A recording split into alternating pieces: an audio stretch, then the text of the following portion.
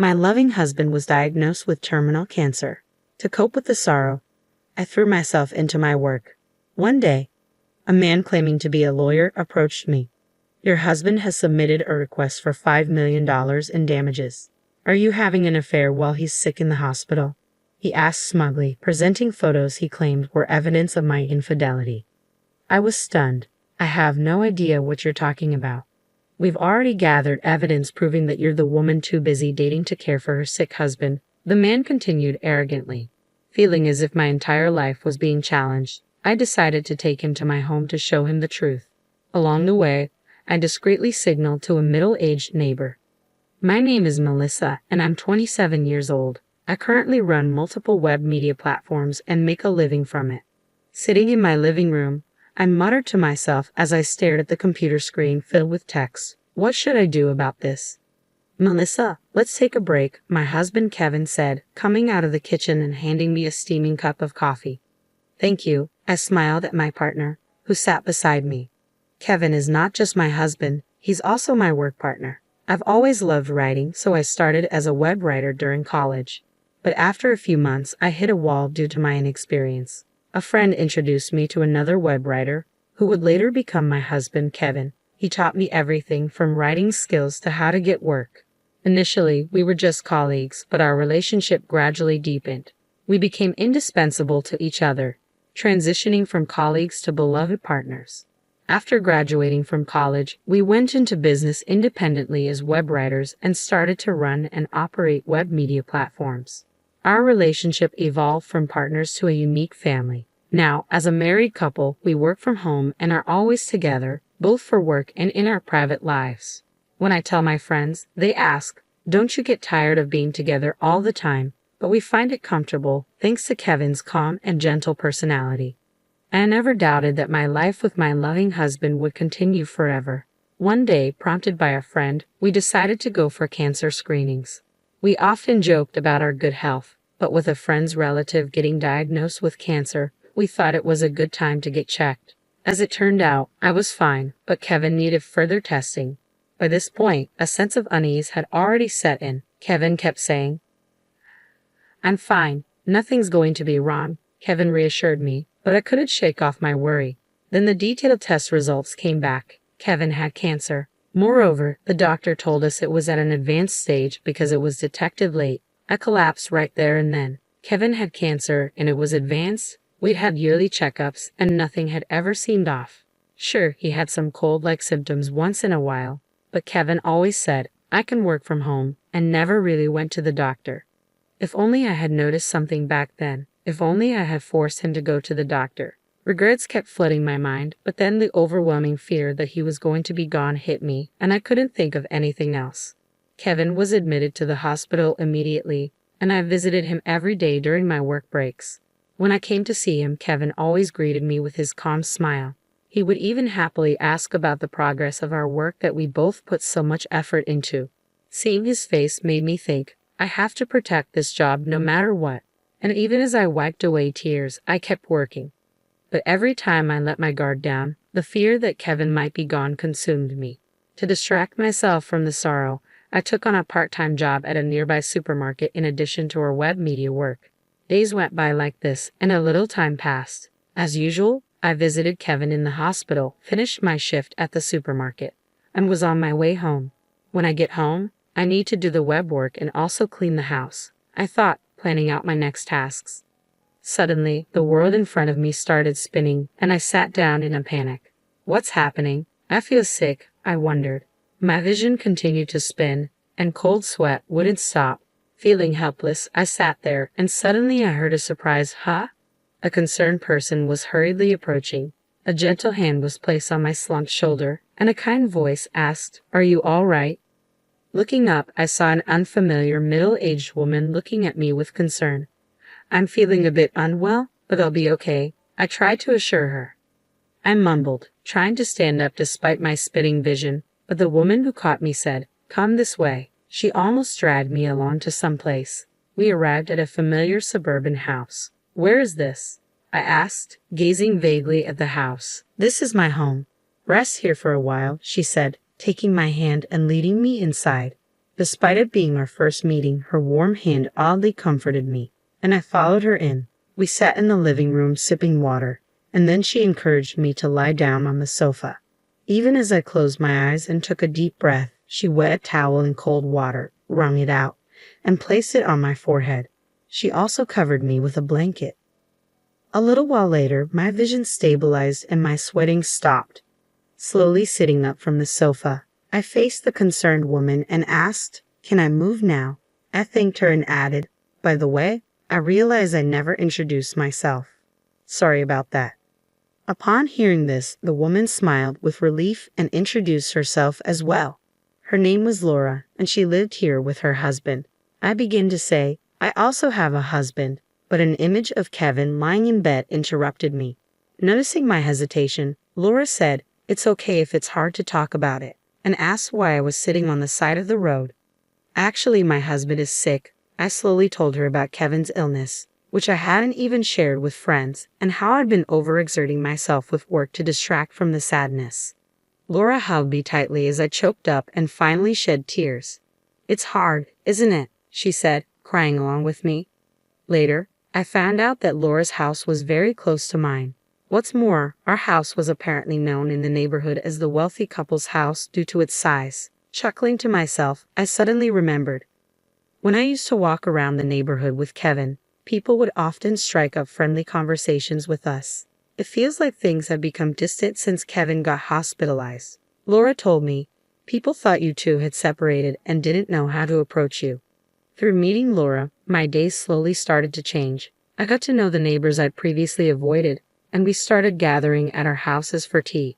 Every time I struggled to watch Kevin's health deteriorate, Laura was always there to touch my hand and encourage me with her warm touch.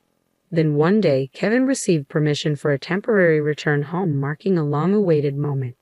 A temporary return home? These words signaled the last moments we'd get to spend with Kevin. I decided to make the most of this time and fill it with smiles.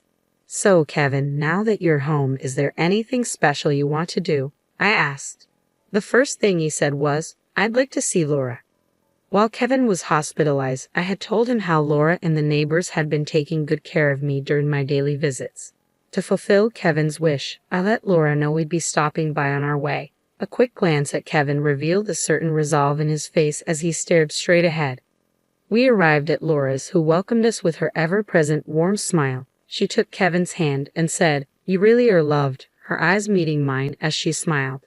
Feeling a bit embarrassed, I told Kevin, "Well, you know," our eyes meeting, his face a mix of laughter and tears.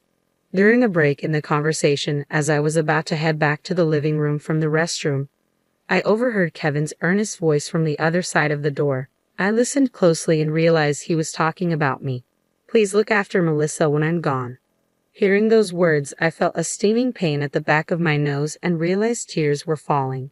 So that's why Kevin wanted to come here. Hearing Laura's gentle, "Of course," I couldn't stop my tears. Not much later, my husband Kevin drew his last breath. While I was prepared for it, the sense of loss hit me harder than I had imagined. Laura and our neighbors kept encouraging me during my grief. After some time had passed, a renewed sense of purpose pushed me to resume my career. I even continued my part-time job at the supermarket, thinking I needed to keep moving forward. Life went on just like that for about 2 years.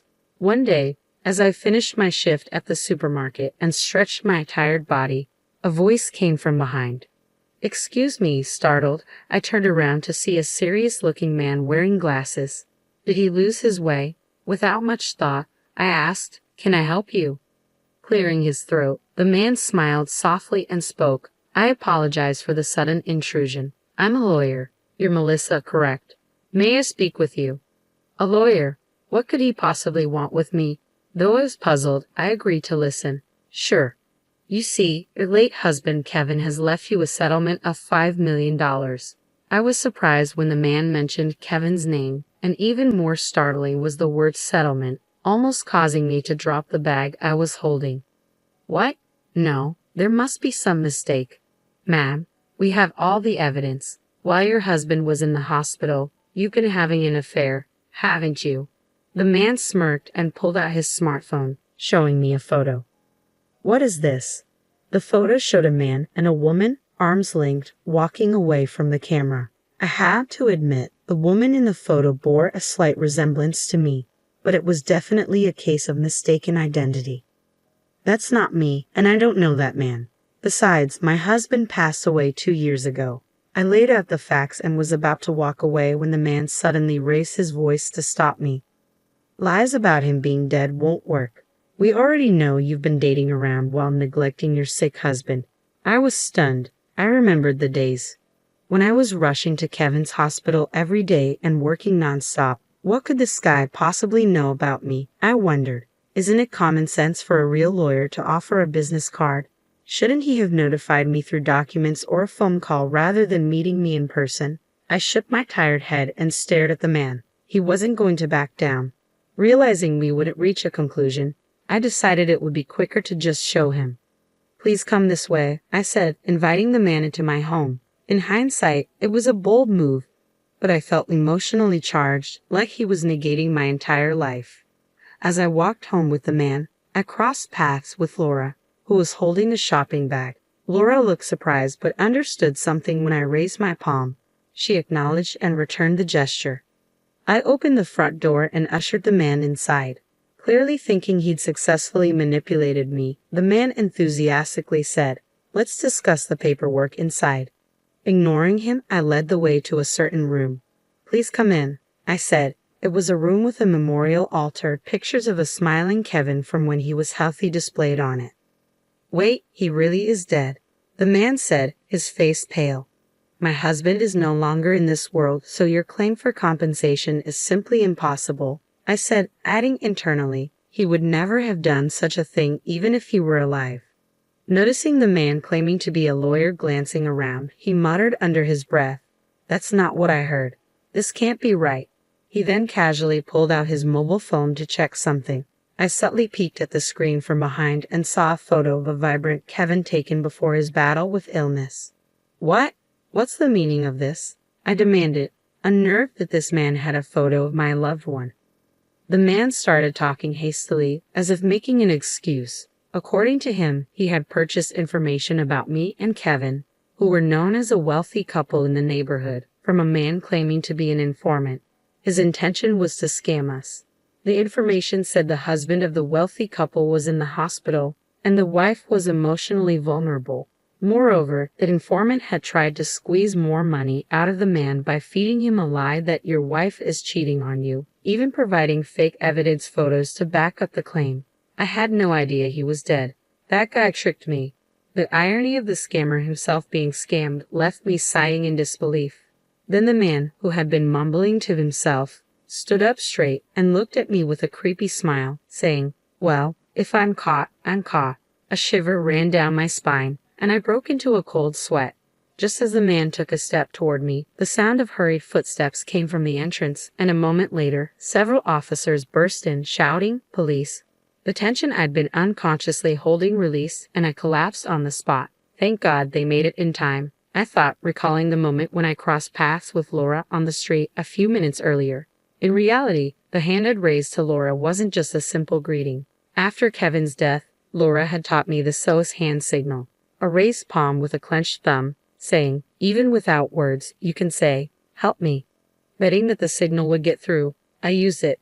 Probably understating my SOS, Laura must have called the police. Staring at Kevin's photo on the altar, I silently apologized in my heart. "I'm sorry for putting you in harm's way."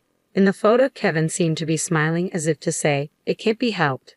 The arrested man, upon questioning, turned out to have committed multiple frauds before and would likely serve a fairly long prison sentence. I also heard that the notorious informant had been caught. A few days later, when I visited Laura's place with a thank you gift, she scolded me, "You shouldn't let a suspicious man into your house."